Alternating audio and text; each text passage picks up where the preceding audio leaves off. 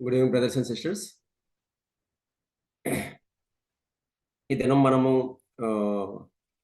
God's approval, దేవుని యొక్క ఆమోదము అనే అంశం మీద మనము ధ్యానిద్దాము. దేవుని చేత ఆమోదింపబడ్డ అనే అంశం మీద మనము ధ్యానిద్దాము. మనమందరము దేవుని చేత అంగీకరింపబడవాలని, మనము దేవుని చేత ఆమోద ముద్ర పొందవాలని చెప్పి మనము మన జీవితంలో ఆశిస్తాము.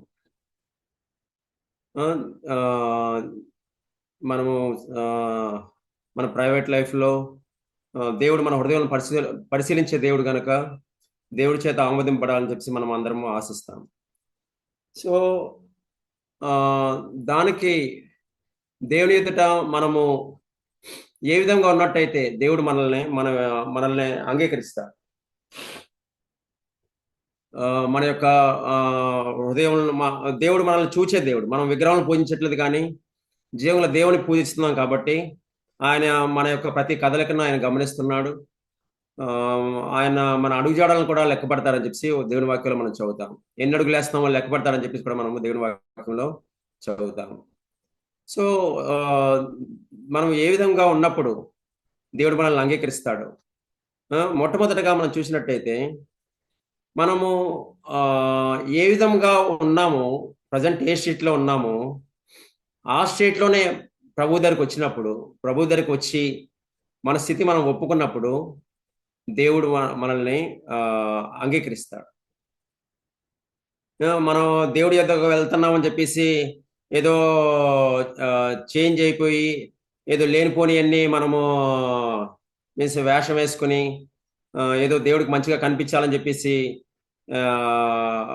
ఏదో సమ్ మేకప్ వేసుకుని మనం దేవుడి యొద్దకు వెళ్ళడం కాదు. కానీ మనము తెలుగులో ఒక పాట పాడతాం కదా, ఉన్న పాటన వచ్చుచున్నాను అని చెప్పేసి ఒక పాట పాడతాం. ఇంగ్లీష్లో ఏముంటుందంటే, just as I am without one plea. నేను ఎలాగున్నానో ప్రభా నేను అలాగే వస్తున్నాను. Sight riches and healing of the mind. నా దృష్టి కోసము, నా మానసిక స్వస్థత కోసము, సైట్ రిచెస్ ఇంకా ధనం కోసము, మీ యొక్క పరలోక సంబంధమైన ధనం కోసము నేను మీ వద్దకు వస్తున్నాను. జస్ట్ యాజ్ ఐ యామ్, ఎలాగున్నానో అలాగే నేను మీ వద్దకు ప్రభువా నేను వస్తున్నాను అని చెప్పేసి ఆ పాటలో మనము పాడతాం. Just as I am without one plea that thy blood was shed for me. మీ యొక్క రక్తము ప్రభువా నా కొరకు చెందించబడింది. Sight riches and healing of the mind, all I need in thee to find. నాకు ఏదైతే ప్రభు అవసరమో అవన్నీ మీలో ఉన్నాయి కనుక నేను ఎలాగున్నానో ప్రభా అలాగే మీ వద్దకు వస్తున్నా అని చెప్పి ఇంగ్లీష్లో ఒక హిమ్ పాడతాను. ఒక ఫోటోగ్రాఫర్ ఒక బెగ్గర్ని చూసి ఏమనంటే, రేపు నువ్వు నా దగ్గరికి రా, స్టూడియోకి రా, నువ్వు నీకు ఒక ఫోటో తీయాలని చెప్పేసి చెప్పాడంట రోడ్ మీద బెగ్గర్ని. సో ఆ బెగ్గర్ నెక్స్ట్ డే డ్రెస్ వేసుకుని, మంచి సూట్ వేసుకుని, మంచి షూ వేసుకుని టిప్ టాప్గా తయారయ్యి ఇక్కడికి స్టూడియోకి వచ్చాడండి. సో అప్పుడు స్టూడియో పర్సన్ ఫోటో తీస్తే ఆయన స్టూడియో పర్సన్ ఏమన్నాడు అంటే, ఏంటి ఇలా వచ్చావు, నువ్వు ఎలాగున్నావో అలాగే నేను రమ్మని చెప్పాను, కానీ ఏంటి నువ్వు ఇలాగొచ్చావు అంటే అని చెప్పేసి అడిగాడంట.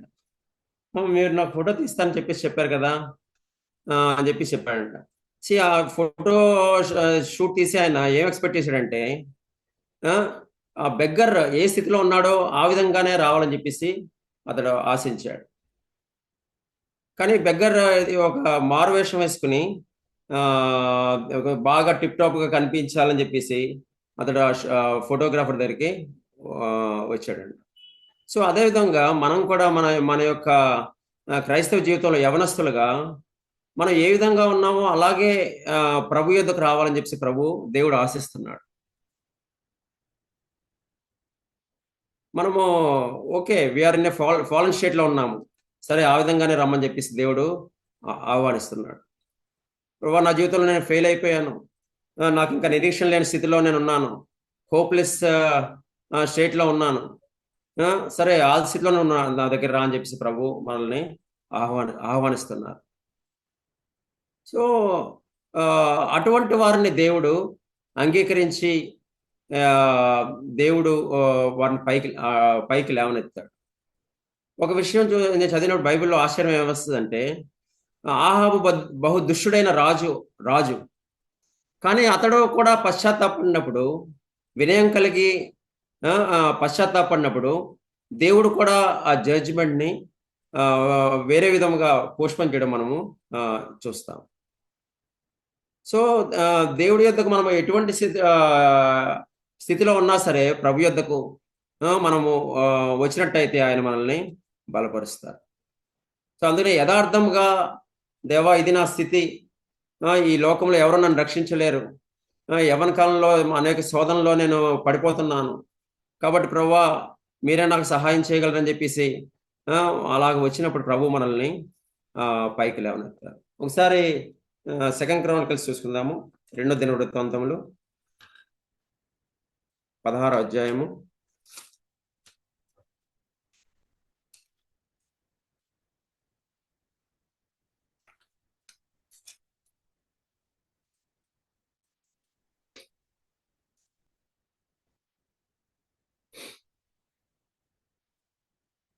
రెండో దినవృత్తాంతములు 16వ అధ్యాయము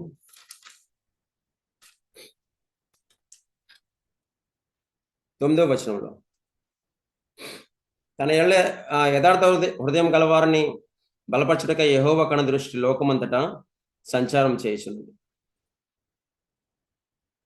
16వ అధ్యాయం 9వ వచనం. తన ఎళ్ళ యథార్థ హృదయం గలవారిని బలపరచుటకై యెహోవా కణ దృష్టి లోకమంతా సంచారం చేయుచున్నది. ఎవరు యథార్థంగా ఉన్నారు నా ఎళ్ళ, తమ యొక్క స్థితిని ఉన్నదన్నట్టుగా ఒప్పుకుంటున్నారు, అటువంటి వారిని బలపరచడానికి దేవుని యొక్క కనుదృష్టి లోకమంతా సంచారం చేస్తుంది. అటువంటి వాడి కోసం దేవుడు వెతుకుతున్నాడు. అటువంటి యవనస్తుల కోసం దేవుడు వెతుకుతున్నాడు.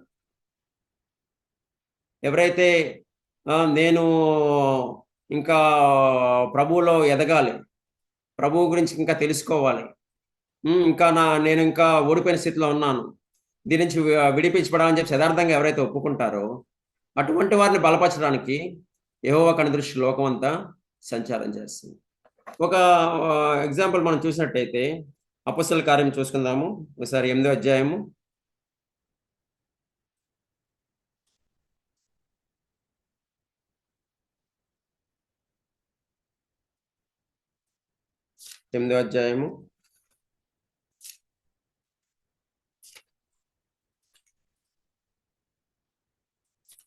ఇక్కడ 26వ వచనం చూసినట్టయితే, ప్రభు దూత నీవు లేచి దక్షిణంగా వెళ్ళి యెరూషలేము నుండి గాజాకు పో అరణ్య మార్గమున కలిసి కొమ్మని ఫిలిప్తో చెప్పగా అతడు లేచి వెళ్ళను. అప్పుడు ఐథియోపియుల రాణి అయిన కందాకి క్రింద మంత్రి అయి ఆమె యొక్క ధనాకారం అంతటి మీద ఉన్న ఐథియోపియుడైన నపుంసకుడు ఆరాధించుటకు యెరూషలేమునకు వచ్చి ఉండను. అతడు తిరిగి వెళ్ళుచు తన రథం మీద కూర్చుండి ప్రవక్త అయిన యెషయా గ్రంథం చదువుచున్నాను. అప్పుడు ఆత్మ ఫిలిప్తో నీవు ఆ రథం దగ్గరకు పోయి దాన్ని కలుసుకుని చెప్పాను. ఫిలిప్ దగ్గరకు పడగొద్దని పోయి అతడు ప్రవక్త అయిన యెషయా గ్రంథం చదువుచుండగా విని నువ్వు చదువు రోజు గ్రహించున్నావని అడుగుగా అతడు ఎవడైనా నాకు త్రోవ చూపుకుంటే ఎలా గ్రహింపగలని చెప్పి రథం ఎక్కి తనతో కూర్చోమని ఫిలిప్ను వేడుకొని, నువ్వు చదువుతున్నది గ్రహిస్తున్నావా అని చెప్పి ఫిలిప్ ఇక్కడ ఈ నపుంసకులను అడిగినప్పుడు ఇతడు ఏమైనా సమాధానం ఇచ్చాడండి? ఎవడైనా నాకు త్రోవ చూపుకుంటే ఎలా గ్రహింపగలని చెప్పేసి యథార్థంగా ఒప్పుకున్నాడు. చూడండి, మనం కూడా నాకు అన్ని తెలుసులే, బైబిల్లో నేను చాలా రోజులు చదువుతున్నాను, చాలా మెసేజ్లు వింటున్నాను, చాలా కాన్ఫరెన్స్ అటెండ్ అయ్యాను, చాలా సంవత్సరాల నుంచి నేను ప్రభువును వెంబడిస్తున్నాను, నాకు అంతా తెలుసు అనుకోవడానికి మనం వీల్లేదు. ఇదే చూడండి ఎంత యథార్థంగా ఎవడైనా నాకు త్రోవ చూపుకుంటే ఎలా గ్రహింపగలని చెప్పేసి అతడు యథార్థంగా తన స్థితిని తను ఒప్పుకున్నాడు. తర్వాత ఫిలిప్ అతనికి ఎక్స్ప్లెయిన్ చేయడము, 34 వచ్చిన అప్పుడు నపుంసకుడు ప్రవక్త ఎవరిని గురించి ఇలా చెప్తున్నాడు, తను గురించి వేరొకని గురించి దయచేసి నాకు తెలుపమని ఫిలిప్ని అడిగాను.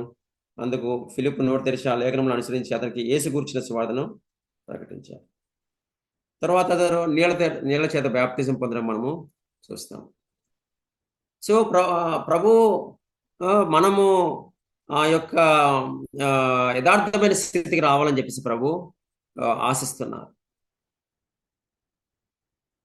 సమ్ రీజనింగ్, ఏదో ఒక రీజనింగ్తో ప్రభు దగ్గర రావడం, ఇది ఎందుకు ఇలాగా, అదెందుకు ఇలాగా, మన ఫీలింగ్స్ మీద ఆధారపడము, మన ఎమోషన్స్ మీద ఆధారపడడం కాదు. కానీ యథార్థంగా ప్రభు ఇది నా స్థితి, అంత అట్టడుగు స్థితిలో ఉన్నా సరే ప్రభు ఇది నా స్థితి, కానీ మీరు పైకి లేవనెత్తగలరని నమ్ముతున్నా అని చెప్పేసి ప్రభు దగ్గరికి రావాలి.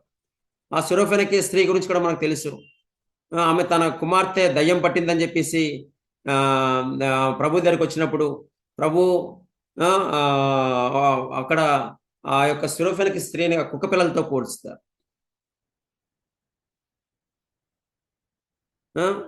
కానీ ఆమె తను తగ్గించుకొని ప్రభు తనని అలాగ అన్నారని చెప్పేసి ఎక్కడ అఫెండ్ అవ్వకుండా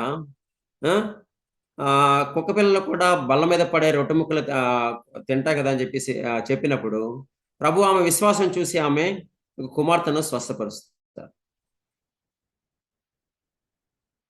చూసారండి ఎంత యథార్థంగా ఆమె దీనత్వముతో ఆమె తన యొక్క స్థితిని, ప్రభు ఏంటి నన్ను కుక్కతో పోలిస్తారా అని చెప్పేసి ఎక్కడ అఫెండ్ అయ్యి వెళ్ళిపోలేదు.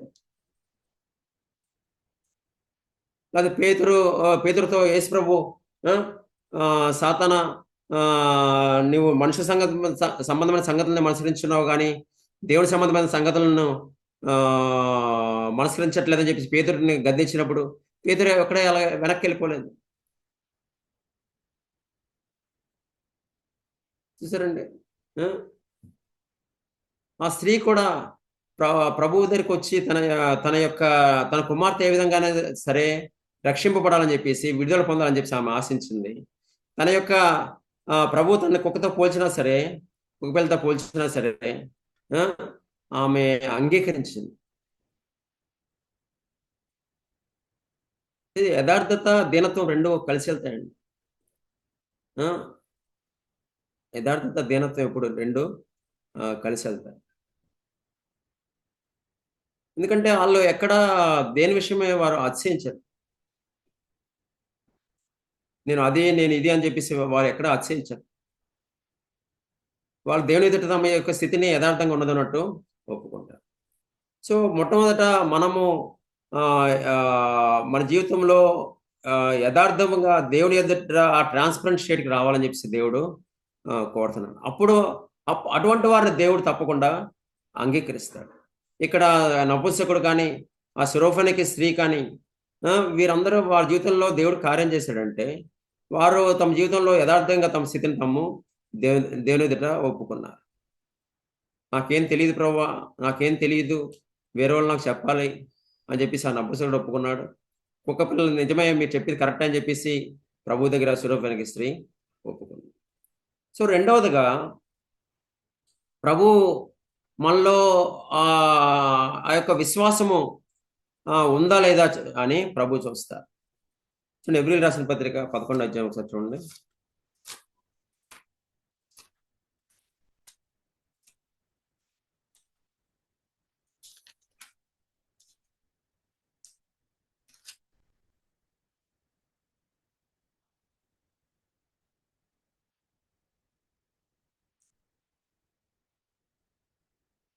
ఆరో వచనంలో 11:6లో విశ్వాసం లేకుండా దేవునికి ఇష్టడైనడు అసాధ్యము, దేవుని యొద్దకు వచ్చేవాడు ఆయన ఉన్నాడనియు తను వెతుకు వారికి ఫలం దయచేయవడని నమ్మవలను కదా.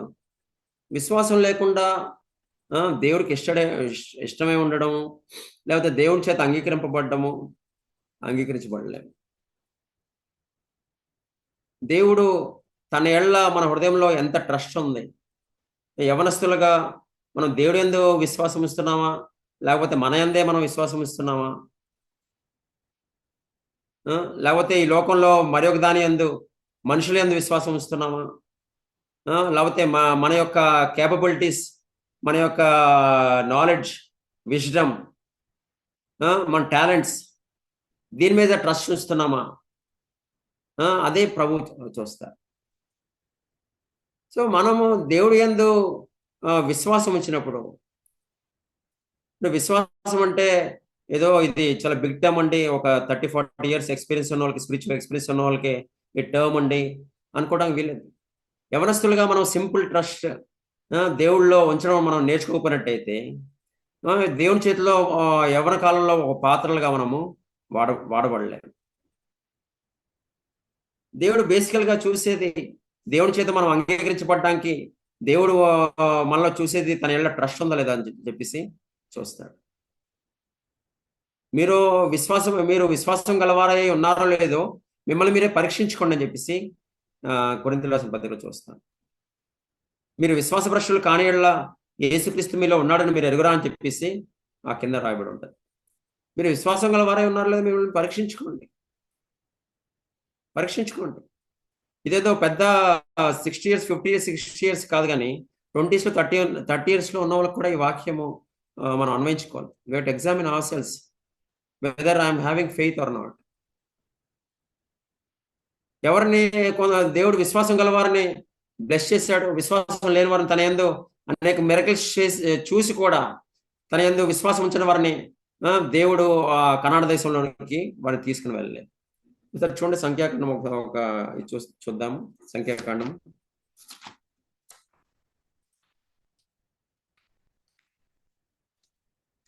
13వ అధ్యాయంలో ఇక్కడ దేవుడు కనాన దేశానికి వేగు చూడడానికి పంపించినప్పుడు 12 మంది పంపించినప్పుడు కొంతమంది వచ్చి ఏమంటారంటే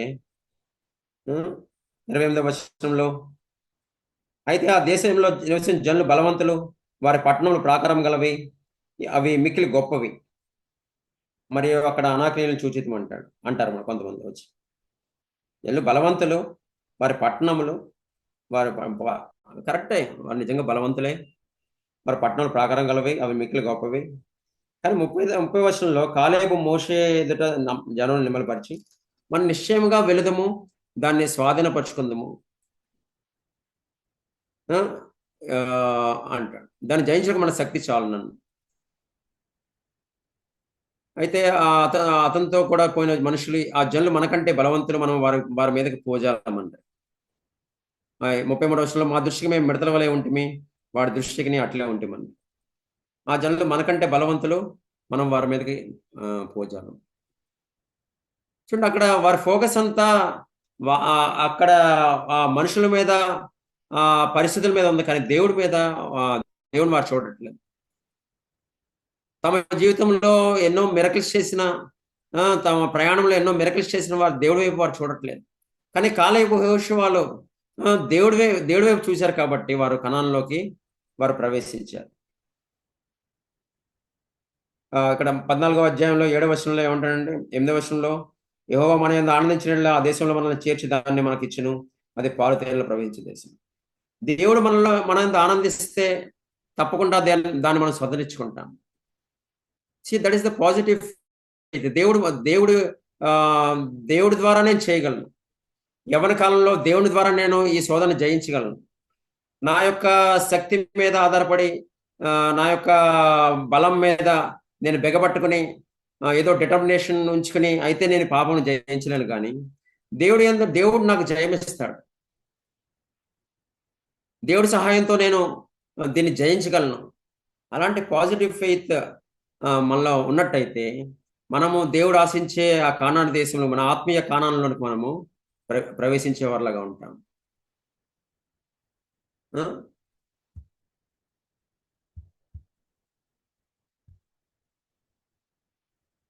సో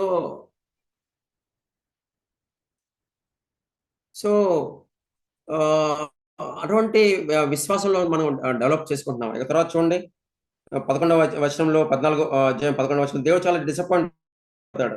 ఎన్నాళ్ళ వరకు నేను వారి మధ్య చేసిన సూచకలన్నింటినీ చూసి వారు నన్ను నమ్మకుంటారు. మళ్ళీ కానీ 22వ వచనంలో, నేను ఐగుప్తులోను అరణ్యంలోనూ చేసిన సూచక్రియలు నా మహిమను చూసిన ఈ మనుషులందరూ ఈ 10 మార్లు నా మాట వెనుక నన్ను పరిశోధించారు. 24వ వచనంలో, నా సేవడైన కాలేబు మంచి మనసు కలిగి పూర్ణ మనసుతో నన్ను అనుసరించిన హేతువు చేత అతడు పోయిన దేశంలో అతన్ని ప్రవేశపెడతాను. పూర్ణ మనసుతో నన్ను అతడు వెంబడించాడు కాబట్టి నేను అతని పోయిన దేశంలో అతన్ని నేను ప్రవేశపెడతాను అంటున్నాడు. ఇంగ్లీష్ బైబిల్లో చూడండి, బాగా రాయబడింది. ఇంగ్లీష్ బైబిల్లో చూడండి ఒకసారి. నంబర్స్ 14:24 చూడండి, ఆ వాక్యం చూడండి. ఈ బైబిల్ ఏముందంటే, but my servant Caleb, because he has a different spirit in him and has followed me fully, I will bring into the land where he went, and his descendants shall inherit it. ఏమన్నాడండి? Because he has a different spirit in him and has followed me fully అంటున్నాడు. అతనిలో వ్యత్యాసమైన ఆత్మ ఉంది. మన చుట్టుపక్కల వారు, మన ఆఫీస్లో పనిచేస్తున్న వాళ్ళు, లేకపోతే మన కాలేజీలో చదువుతున్నప్పుడు మన చుట్టుపక్కల వాళ్ళు మనల్ని గూర్చి, అరే ఇతడు చాలా డిఫరెంట్ స్పిరిట్ ఉంది ఇట్లో, ఇతడు the way he looks at things is different, the way he thinks, ఇతడు ఆలోచించే విధానం చాలా డిఫరెంట్గా ఉంది, ఇతడు మనం ఆలోచించే విధానానికి ఇతడు ఆలోచించే విధానానికి చాలా డిఫరెన్స్ ఉందని చెప్పి చెప్పగలరండి. పౌలు ఏమన్నాడండి? నన్ను బలపరచు క్రీస్తు ద్వారా నేను సమస్తము చేయగలని చెప్పేసి అన్నాడు. నేను కాదు చేసేది, నన్ను బలపరిచే క్రీస్తు ద్వారా నేను సమస్తము చేయగలను. పౌలు ఒకసారి తన బలహీనతలో దేవుని వేడుకున్నప్పుడు దేవుడు తనకిచ్చిన వాగ్దానం ఏంటంటే, నా కృప నీకు చాలును, నీ బలహీనత ఏంది నాకు శక్తి పరిపూర్ణమవుతున్నది అంటాడు. ఇప్పుడు ఆ ప్రామిస్ తన క్లెయిమ్ చేసుకుంటే తన జీవితాంతం వరకు తను జీవించాడు, పౌలు జీవించాడు. ఇంకోసారి అంటాడు కదా, తన యొక్క శరీరము, నేను ఏదైతే మంచి చేయాలనుకున్నాను కానీ చెడే చేస్తున్నాను, పాపమే చేస్తున్నాను. నేను మంచి చేయాలనుకున్నాను కానీ చేయలేకపోతున్నాను. ఇట్టి మరణకు లోనకు శరీరం నుండి నన్ను ఎవడు విడిపించిన? ఒకసారి రోమీయులకు రాసిన పత్రిక 7వ అధ్యాయం తీసుకుందాము.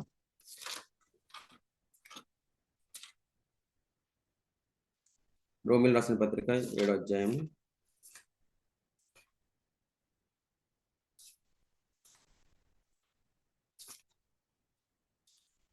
చివరిలో 24వ వచనంలో, అయ్యో 7:24, అయ్యో నేను ఎంత దౌర్భాగ్యుడును, ఇటు మరణముకు లోనకు శరీరం నుండి నన్ను ఎవడు విడిపించును? వాడు ఆగిపోయాడు అక్కడ. అయ్యో ఎవడు విడిపిస్తాడండి, ఈ శోధనని భరించలేకపోతున్నానండి, శోధన మరలా తిరిగి చేస్తున్నానండి, వద్దనుకుంటున్నాను చేస్తున్నానండి. కానీ తర్వాత ఏమంటే 25వ వచనంలో, మన ప్రభువైన అయిన యేసుక్రీస్తు ద్వారా దేవుని కృతజ్ఞతలు చెల్లించున్నాను. ప్రభువైన అయిన యేసుక్రీస్తు ద్వారా దేవునికి కృతజ్ఞతలు చెల్లించున్నాను. 8వ అధ్యాయం 2వ వచనం, క్రీస్తు యేసునందు జీవమునిచ్చు ఆత్మ యొక్క నియమము పాప మరణముల నియమం నుండి నన్ను విడిపించాను. That is the positive faith. దేవుడు నన్ను విడిపిస్తాడు. దేవుని యొక్క ఆత్మ, పరిశుద్ధాత్మ దేవుడు నాకు సహాయం చేసి దీనిలో జయమిస్తాడు. నన్ను బలపరిచే క్రీస్తు యొక్క ఆత్మ, నన్ను బలపరిచే క్రీస్తు ద్వారా నేను సమస్తము చేయగలను. దేవుడు నా జీవితంలో యవనస్తులుగా ఏదైతే చేయాలని నిశ్చయిస్తున్నాడో, ఇతరులకు చుట్టుపక్కల వారికి ఒక సాక్షిగా ఉండాలని ఆశిస్తున్నాడో, ఆ విధంగా ఉండడానికి దేవుడు నాకు సహాయం చేస్తాడు. అటువంటి విశ్వాసం కోసం ప్రభు మనల్ని చూస్తున్నారు. ఇక్కడ వారు సనిగిన 10 మంది వారు కణంలో ప్రవేశించలేదు, కానీ కాలేబు యెహోషువ విషయమై దేవుడు వీరిలో డిఫరెంట్ స్పిరిట్ ఉందని చెప్పేసి, వారు విశ్వాసం ఉందని చెప్పేసి అంగీకరించి దేవుడు వారిని ఆమోదించాడు కాబట్టి వారు పాలుతేనెలు ప్రవహించే దేశంలోకి వారు ప్రవేశించారు. ఎప్పుడు విశ్వాసం క్రియల్లో కనపడుతుంది. అటువంటి వారిని దేవుడు అంగీకరించి తన యొక్క రాజ్యం కోసం దేవుడు వాడుకుంటాడు యవ్వన కాలంలో కూడా. ఇంకోటి దేవుడు ఎవరిని అంగీకరిస్తాడంటే, ఎవరైతే తమ కలిగిన దాంట్లో కొంచెం ఇవ్వబడిన కొంచెంలో నమ్మకంగా ఉంటారు. ఒకసారి చూద్దాం, మత్తయి సువార్త 25వ అధ్యాయం చూసుకుందాము. మత్తయి సువార్త 25వ అధ్యాయం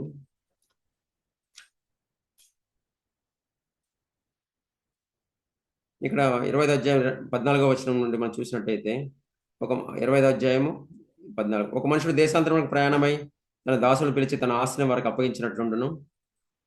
అయితే ఒకనికి 5 తలాంతులను, ఒకటి 2, ఒకటి ఎవరి సామర్థ్యం చొప్పున వానికి ఇచ్చి వెంటనే దేశాంతరం పోయింది. 5 తలాంతులు గల వాడు ఏం చేశాడంటే మరి 5 తలాంతులు తెచ్చాడు. 2 తలాంతులు గల వాడు ఏం చేశాడంటే మళ్ళా 2 తలాంతులు తీసుకొచ్చాడు. 1 తలాంతులు గల వాడు ఏం చేశాడండి తీసుకెళ్ళి భూమిలో పాతిపెట్టాడు. సో వారిలో ఉన్న గుడ్ క్వాలిటీ ఏంటి? దేవుడి చేత అంగీకరించబడ్డానికి దేవుడు ఏమంటే బల నమ్మకమైన మంచి దాసుడు. మనకు అందరికి తెలుసు. 5 తలాంతులు గల వారిని, 2 తలాంతులు తీసుకున్న వారిని, ఇద్దరిని బలా నమ్మకమైన మంచి దాసుడా అని అంగీకరిస్తాడు, ఆమోదిస్తాడు. ఏమంటే బలా నమ్మకమైన మంచి దాసుడుతో అంటా సరే నువ్వు వచ్చేయి అని చెప్పి బాగా చేసావు అనలేదు. ఏమన్నాడంటే ఈ కొంచెంలో నమ్మకంగా ఉంటివి నేను అనేకమైన వాటి మీద నియమించదు. 21వ వచనంలో, మళ్ళీ 23వ వచనంలో కూడా నీవు ఈ కొంచెంలో నమ్మకంగా ఉంటివి నేను అనేకమైన వాటి మీద.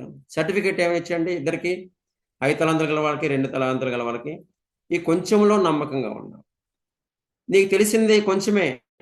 అయ్యో నాకు ఫుల్ బైబిల్ తెలియదండి, గొప్ప గొప్ప సత్యాలు తెలియట్లేదండి, నాకు తెలియలేకపోతుంది. మా ఫ్రెండ్స్ అందరూ చర్చికి వెళ్తుంటే అందరూ ఆ రెవల్యూషన్ అంటున్నారు, ఈ రెవల్యూషన్ అంటున్నారు.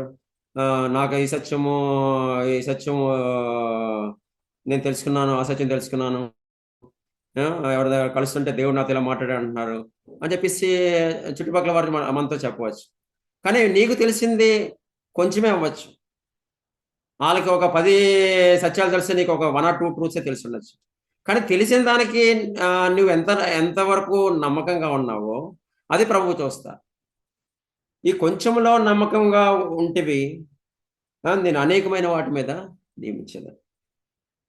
నీ యజమాని సంతోషంలో పాలు పొందమంటే కింద ప్రవేశించమని చెప్పేసి అంటే దేవుడు అంగీకరించాడు వాళ్ళని. ప్రవేశించు, నీ యజమాని సంతోషంలో నువ్వు ఎంటర్ అవు, నువ్వు అంగీకరించాడు దేవుడు. కానీ 1 తలాంతులు గలవాడిని ఏమన్నాడంటే 30వ వచనంలో, మరియు పనికిమాలిన నా దాసుని వెలుపలి చీకటిలోనికి త్రోసివేడి అక్కడ ఏడుపును పండ్లు కొరకడం దేవుడు అక్కడ రిజెక్ట్ చేశాడు. 26వ వచనంలో, సోమరైన చెడ్డదాసుడా నేను విత్తని చోట కోయవాడను, చల్లని చోట పంట కూర్చున్నవాడని ఎరుగుదువా? అట్లయితే నీవు నా సొమ్ము సహకారుల వద్ద ఉంచవలసి ఉండేను, నేను వచ్చే వడ్డీతో కూడా నా సొమ్ము తీసుకొని ఉందని అని చెప్పి. సో అతనికి 1 తలాంతే ఒకటే ఇవ్వబడింది. దాని విషయంలో కూడా ఎంతో సోమరుగా ఉండి మరలా యజమానినే నిందిస్తున్నాడు. కానీ ఎవరైతే దాన్ని ఇవ్వబడిన దాన్ని మల్టిప్లై చేశారో, మల్టిప్లై చేయడమే కాదు కానీ తాము కలిగిన కొంచెంలో కూడా వారు నమ్మకంగా ఉన్నారు. నమ్మకం అంటే ఏంటంటే ఒబీడియన్స్ చూపించారు.